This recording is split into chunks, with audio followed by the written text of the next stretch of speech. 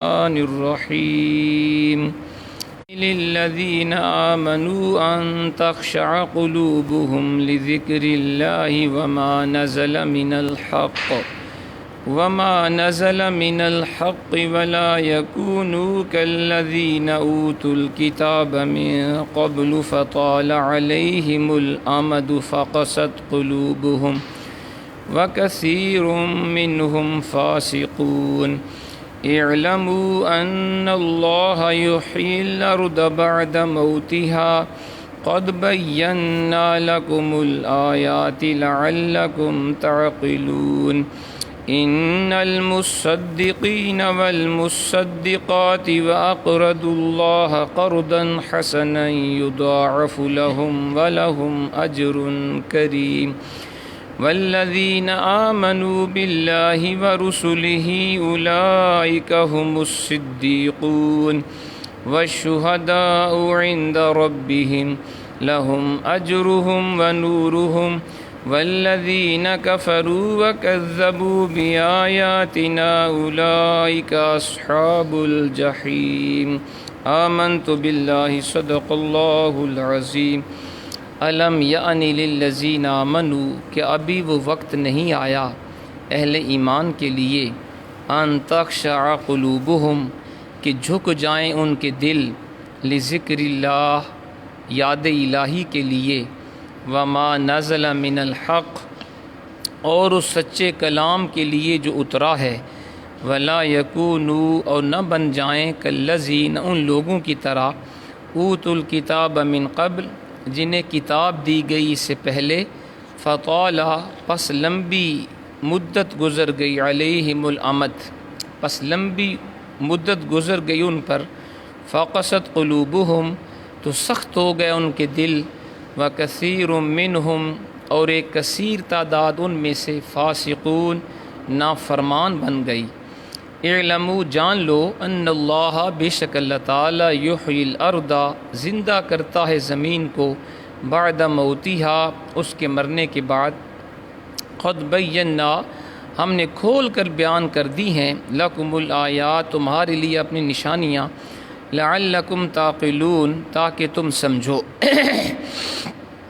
ان المصدقین بے شک صدقہ دینے والے والمصدقات اور صدقہ دینے والیاں وَأَقْرَضُ اللَّهَ قَرْضًا حَسَنًا اور جنہوں نے اللہ تعالیٰ کو قرضہ حسنہ دیا یضاعف لہم کئی گنا بڑھا دیا جائے گا ان کے لیے ان کا مال وَلَهُمْ اور ان کے لیے اجر کریم فیاضانہ انہیں اجر ملے گا والذین آمنوا اور جو لوگ ایمان لائے باللہ اللہ پر ورسلہ اس کے رسولوں پر اولئک هم الصدیقون وہی خوش نصیب اللہ کی جناب میں والشہداء عند ربہم وہی خوش نصیب اللہ کی جناب میں صدیق اور شہید ہیں لہم اجرہم ان کے لیے خصوصی اجر ونورہم اور ان کا مخصوص نور ہے والذین کفروا اور جن لوگوں نے کفر کیا وکذبوا بآیاتنا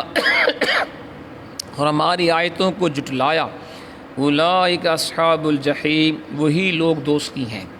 حضرات محترم بھی آپ قرآن مجید فرقان حمید میں سے 27واں پارہ سورۃ الحدید کی آیت نمبر 16 تا 19 کی تلاوت اور ترجمہ سماعت فرما رہے تھے۔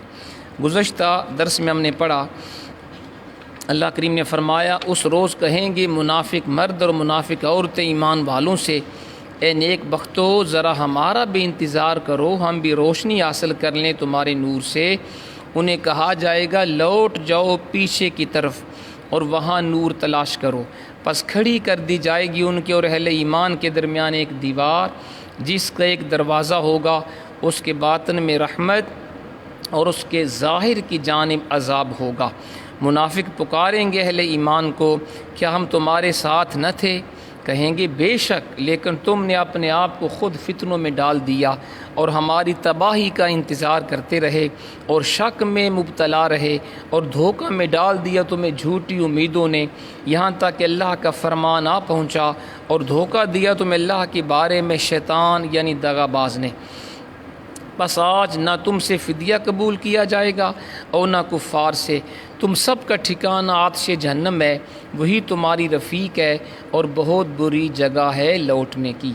گزشتہ درس میں ہم نے ان آیات بینات کی تفسیر پڑھی۔ آج کے درس میں اللہ کریم اہل ایمان کو اپنی ذات سے ڈرنے کا اور خشوع خضوع اختیار کرنے کا حکم ارشاد فرما رہا ہے، اور اپنے راستے میں خرچ کرنے کی فضیلت کو بھی بیان فرما رہا ہے۔ پہلی آیت میں فرمایا الم یأن للذین آمنوا ان تخشع قلوبہم لذکر اللہ وما نزل من الحق، کیا ابھی وہ وقت نہیں آیا اہل ایمان کے لیے کہ جھک جائیں ان کے دل یاد الہی کے لیے اور اس سچے کلام کے لیے جو اترا ہے۔ یعنی یہاں پہ حرف آیا الم یعنی اس کے دو مادے ہیں اور معنی دونوں کا ایک ہے۔ ایک اس کا مادہ انا یعنی اور دوسرا آنا یعینو، دونوں کا معنی ہے قرب، قریب ہونا، کسی کے نزدیک ہونا۔ جب تک دل میں کمال عجز و نیاز پیدا نہ ہو، نہ ایمان کا لطف آتا ہے نہ عبادات میں مزہ آتا ہے۔ جب تک دل اس احساس سے لبریز نہ ہو کہ کہاں خالق ارض و سما اور کہاں یہ بندہ حقیر و بے نوا، اس کی شان کبریائی، اس کی عظمت و جلال پر جب نگاہیں جم کر رہ جاتی ہیں، اس وقت انسان کو نہ اپنی ذات نظر آتی ہے نہ اپنی نیکیاں۔ اسی وقت دل میں درد محبت اٹھتا ہے، اسی وقت آنکھیں اشک بار ہوتی ہیں۔ یہی وہ گھڑی ہوتی ہے جب اس پر احسان کے دروازے کھولے جاتے ہیں۔ تو انسان اس وقت اللہ کے قریب ہوتا ہے جب اس کے دل میں عاجزی انکساری کا جذبہ پیدا ہو جائے، جب وہ کہے اگر مجھ سے کوئی نیکی ہوئی ہے میرا کوئی کمال نہیں، رب کے کرم سے ہوا، اس نے توفیق دی، میں نے نماز پڑھی، اس نے رہنمائی کی، میں درس قرآن میں بیٹھا، اس نے کرم کیا، میں نے رزق حلال کمایا۔ جب انسان کے اندر یہ جذبہ پیدا ہو کہ ہر نیکی کو اللہ کا احسان سمجھنے لگے تو سمجھ لو وہ رب کا محبوب بندہ بن گیا۔ ہمارا مسئلہ کیا ہے؟ کوئی نیکی ہو جب ہم کہتے ہو میں نے کی جی، میں نہ جاتا یہ کام نہ ہوتا، میں گیا تو یہ کام ہوا، ہم بار بار میں کرتے ہیں۔ اللہ کے بندے میں نہیں کہتے، وہ کہتے ہیں جو بھی ہوا اچھا ہوا، رب کے کرم سے ہوا، ہاں اگر برا ہوا اس میں میرا قصور تھا، وہ میری غلطی سے ہوا۔ تو جب انسان کے دل میں یہ عاجزی انکساری پیدا ہو جائے تو سمجھ لو وہ اللہ کا محبوب بندہ بن گیا۔ صحابہ کرام کی نمازیں، ان کی عبادتیں، ان کی تلاوتی ہمیشہ اسی رنگ میں رگی ہوتی تھی۔ صحابہ کرام سبحان اللہ، ہم ان کے پاؤں کی خاک بھی نہیں ہیں، اتنے عبادت گزار، راتوں کو پوری رات اللہ کی یاد میں گزارنے والے، تلاوت قرآن میں گزارنے والے، نوافل میں گزارنے والے، پھر بھی عاجزی تھی، انکساری تھی۔ اس ارشاد سے اسی نعمت کے اصول کی طرف متوجہ کیا جا رہا ہے۔ اس آیت کی تاثیر سے کئی گم کردہ راہ ہدایت پر گامزن ہو گئی۔ اتنی یہ پیاری آیت ہے، اس آیت کو پڑھ کر، اس آیت کو سن کر کئی گناہ گاروں نے توبہ کر لی، کئی شرابی نیک ہو گئے، کئی بدکار اللہ کے محبوب بندے بن گئے، کئی غفلت میں ڈوبے ہوئے ذکر و فکر کی لذتوں سے آشنا ہو گئے، کئی ہجر و فراق کے مارے مجدہ وصال سے بہرور ہو گئے، کئیوں کو اللہ کا دیدار نصیب ہوا، کئیوں کو اللہ کے نیک بندوں کی زیارت نصیب ہو گئی۔ حضرت فضیل ابن عیاض یہ بہت بڑے صوفی بزرگ ہیں، بہت بڑے عالم بھی ہیں اور بہت بڑے صوفی بھی ہیں۔ ان کی کتاب ہے الشفاء بتعریف حقوق المصطفیٰ، سیرت مصطفیٰ کے اوپر بہترین کتاب ہے، پڑھنے والی ہے۔ تو آپ اسی گروہ کے سرخیل ہیں، ان کی تقدیر کو اسی آیت نے بدلا تھا، یہی آیت سن کر انہوں نے توبہ کی تھی۔ سنیے گا ذرا، جوانی کے ایام میں حضرت فضیل بن عیاض، قاضی فضیل بن عیاض ایک عورت کے دام میں عشق میں اسیر ہو گئے، جیسے ہمارے بچے بھی آج کل عورتوں کے پیچھے بھاگتے ہیں کئی، کیونکہ یہ سوشل میڈیا نے شرم و حیا کو ختم کر دیا ہے۔ جو کچھ دیکھتے ہیں پھر وہی لو میرج اور جناب فون کے اوپر گفتگو، آج ہمارے بچے بھی بگڑے ہوئے ہیں۔ تو اس وقت یہ ہوا کہ آپ کسی عورت کے عشق میں گرفتار ہو گئے، بڑی مشکل سے ایک رات اس سے ملاقات کا ٹائم آپ کو مل گیا۔ اب جب وقت مقررہ پر آپ بڑے ذوق و شوق کے ساتھ اس عورت کی طرف جا رہے تھے، کہیں سے یہ آواز آپ کے کانوں میں گونجی، کوئی اللہ کا بندہ یہی قرآن پاک کی آیت پڑھ رہا تھا، الم یعنی للذین آمنوا ان تخشع قلوبہم لذکر اللہ وما نزل من الحق، کہ ابھی وہ وقت نہیں آیا کہ ایمان والوں کے دل خوف خدا سے ڈر جائیں، اللہ کے ذکر سے ڈر جائیں اور اس سچے کلام سے ڈر جائیں جو اللہ نے اتارا۔ جب یہ آواز آپ کے کانوں میں پڑی، قدم رک گئے، جو دل میں خواہشات تھی برائی کی وہ طوفان سہم گیا، اسی وقت واپس مڑے، جا کر سچی توبہ کی اور مقام ولایت پر فائز ہو گئے۔ یہ قرآن کی آیت سن کر ایسا خدا کا خوف بیٹھا، کہا واقعی میں نے رب کی بارگاہ میں پیش ہونا ہے، کون سا منہ لے کے جاؤں گا؟ اگر میں نے بدکاری کی، اللہ نے پوچھا کیوں کی، کیا جواب دوں گا؟ قرآن سن کے دل پسیج گیا، خوف خدا سے آنکھیں اشکبار ہو گئیں، سچی توبہ کی اور اللہ کے عظیم ولی بن گئے۔ احمد بن ابی الحواری کہتے ہیں، میں بصرہ کی ایک سڑک پہ جا رہا تھا، میں نے خوفناک چیخ سنی، مڑ کر دیکھا تو ایک شخص کو بے ہوش گرا ہوا پایا۔ میں نے پوچھا کیا معاملہ ہے؟ لوگوں نے بتایا کوئی شخص یہی آیت پڑھ رہا تھا قرآن پاک کی۔ تو اس آدمی نے جب یہ سنی، غش کھا کر زمین پر گر پڑا۔ ہم آپس میں یہ باتیں کر رہے تھے کہ وہ آدمی ہوش میں آ گیا اور یہ اشعار پڑھنے لگا۔ ذرا سنیے گا کہ جب دل میں خوف خدا بندی پیدا ہو جائے، جب اللہ رسول کی محبت کا جذبہ بیدار ہو جائے، پھر انسان کس طرح کی گفتگو کرتا ہے۔ وہ بندہ یہ اشعار پڑھنے لگا، اما آن للہجر ان یتسرما وللحسن حسن البانی ان یتبسما، یعنی کیا ابھی ہجر کے خاتمے کے وقت نہیں آیا؟ ابھی ہجر کے خاتمے کے وقت نہیں آیا کہ ابھی وہ گھڑی نہیں آئی جب بان کی ٹہنی مسکرانے لگے۔ وَلِلْعَاشِقِ السَّبِّ الَّذِي ذَابَ وَانْحَنَى أَلَمْ يَعْنِ أَنْ يُبْكَى عَلَيْهِ وَيُرْحَمَا، کہتا ہے کہ ابھی وہ وقت نہیں آیا کہ عاشق محب جو گل گیا ہے اور جھک گیا ہے اس پہ رحم کیا جائے۔ یعنی اس کے دل میں اتنا خوف خدا بندی پیدا ہو گیا کہ اس نے کہا یا اللہ مجھے دنیا میں نہیں رہنا، مجھے اپنی بارگاہ میں لے جا، میں تیرا جلوہ دیکھنا چاہتا ہوں۔ پھر کیا ہوا؟ فرماتے ہیں پھر وہ غش کھا کے گر پڑا اور محبوب حقیقی کے وصال سے مشرف ہو گیا۔ اس کی روح کف سے انصری سے پرواز کر گئی، اور جس رب کے خوف سے اس نے گناہ کو چھوڑا تھا، اللہ کا دیدار اسے نصیب ہو گیا۔ یہ ہے اس آیت کی تاثیر۔ اسی لیے مرشد اپنے مرید کو ایسا وظیفہ تلقین کرتا ہے جس سے دل میں گداز پیدا ہو، دل کی سختی دور ہو جائے، انسان اپنی عاجزی اور اپنے محبوب حقیقی کی عظمت اور جلالت شان سے پوری طرح آگاہ ہو جائے، تاکہ اللہ کی بارگاہ سے جب انوار و تجلیات انعامات و احسانات کی بارش برسے تو انسان اسے اپنا کمال نہ سمجھے بلکہ اپنے رب کا فضل و کرم یقین کرے۔ یہی کمال بندگی ہے، یہی معراج عبدیت ہے۔ ایاک نعبد و ایاک نستعین میں سالک راہ کو اسی کی تلقین کی گئی۔ کبھی آپ نے سوچا اصل میں ہمارا مسئلہ یہ ہے ہمیں نماز کا ترجمہ نہیں آتا، اس لیے ہم نمازیں بھی پڑھتے ہیں، گناہ بھی کرتے ہیں۔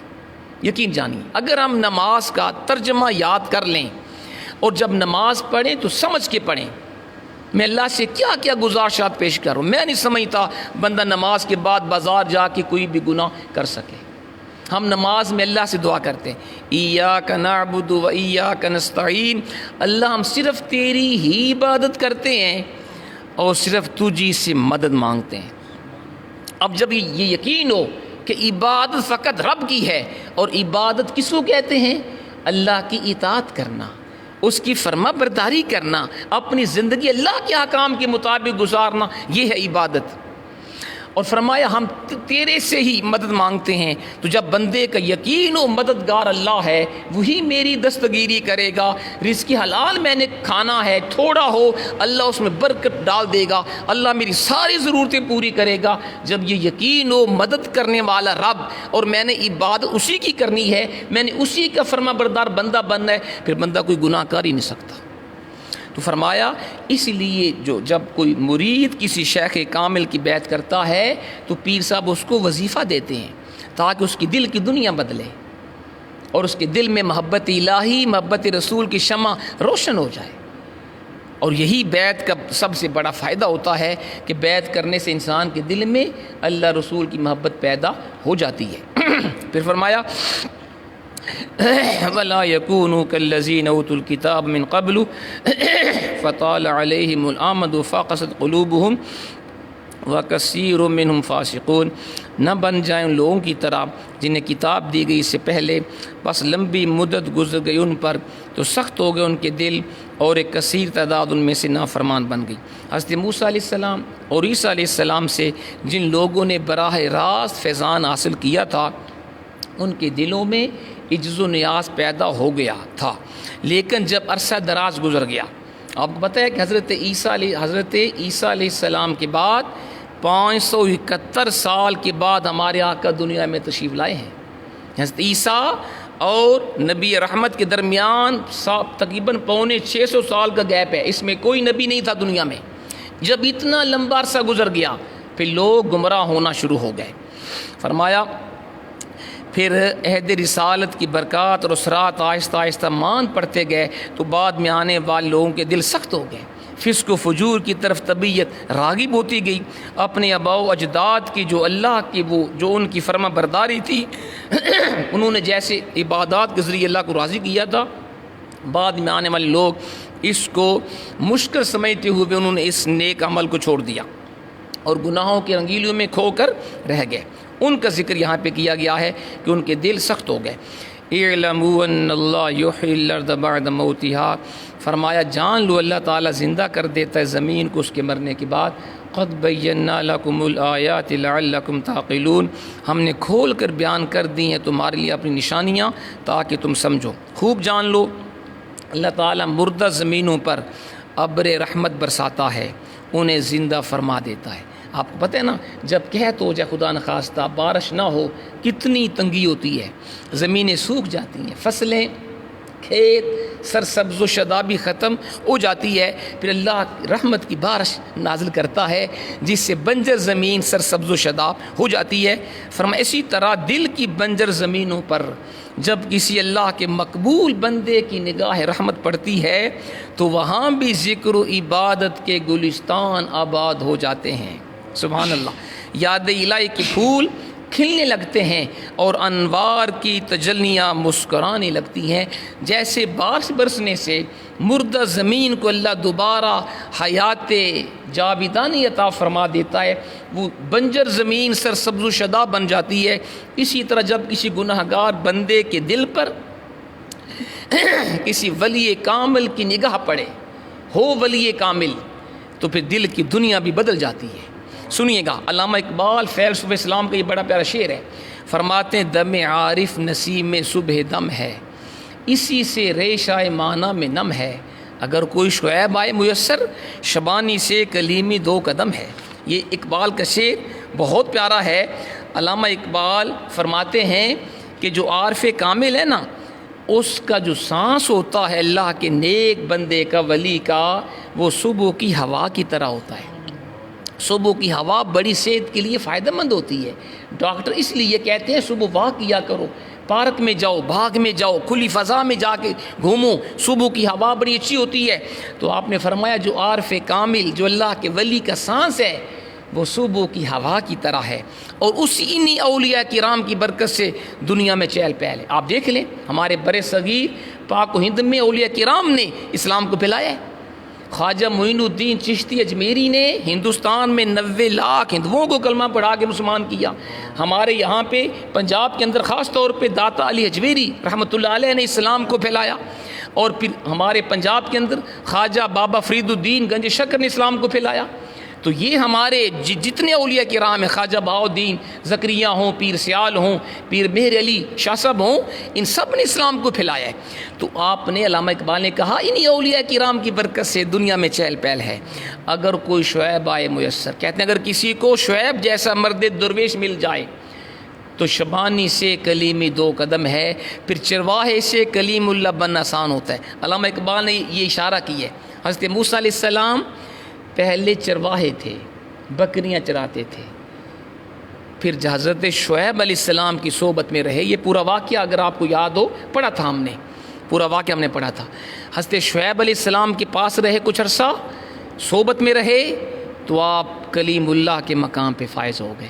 اس کا مطلب ہے جب کوئی گناہ گار بندہ کسی اللہ کے نیک بندے سے اپنی نسبت قائم کر لیتا ہے، یہ جو بیعت ہوتی ہے اس لیے ہوتی ہے کہ ہمارا تعلق اللہ کے کسی ولی کے ساتھ قائم ہو جائے، تاکہ وہ ولی ہماری اصلاح کرے، ہمیں قرآن و سنت کے مطابق اوراد و وظائف بتائے، جس سے ہمارا ظاہر و باطن بدل جائے. لہٰذا میری آپ سب سے یہ گزارش ہے، اگر آپ میں سے کوئی شخص کسی ولی کی بیعت نہیں ہوا، ضرور کسی ولی کامل کی بیعت فرمائیں. بیعت کے بہت زیادہ فائدے ہوتے ہیں، یہ ان سے پوچھئے جنہوں نے بیعت کی ہے. اگر ولی ہو کامل اور مرید و صادق تو دل کی دنیا بدل جاتی ہے، دل کی دنیا بدل جاتی ہے. تو اولیاء اللہ جو ہیں وہ شیطان کے مکر و فریب سے محفوظ ہیں. شیطان نے خود کہا تھا یا اللہ تیرے بندوں پہ میرا داؤ نہیں چلے گا. تو جیسے اولیاء اللہ شیطان کے دامے فریب میں نہیں آتے، جن کی نسبت ان سے ہو جائے پھر وہ بھی شیطان کے مکر و فریب سے بچ جاتے ہیں. سب سے بڑا فائدہ بیعت کا یہ ہے، بندہ گناہوں کی دلدل سے نکل کر سیدھے راستے پر آ جاتا ہے.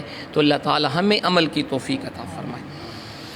الحمدللہ رب العالمین والعاقبۃ للمتقین والصلاۃ والسلام علی سید